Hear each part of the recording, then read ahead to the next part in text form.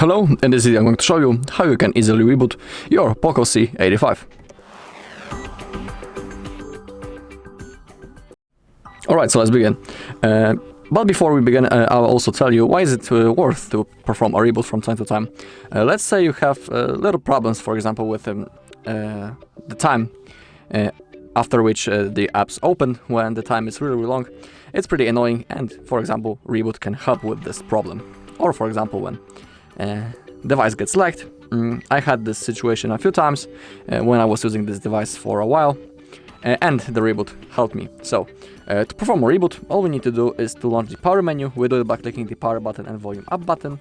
At the same time, you can see that it appeared right now on the screen. Now, drag this white ball into the reboot and simply release your finger.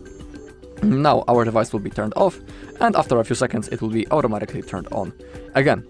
Also, performing a reboot frees up the RAM, and thanks to that our device might start working a little bit faster. Also, I would say that performing a reboot, for example, once a week is completely enough, because during the reboot the phone rests, we can say it that way, and performing that reboot from time to time is even recommended. Alright, and that's all in this video. Thank you all for watching. If you found this video helpful, please leave a like, comment and subscribe.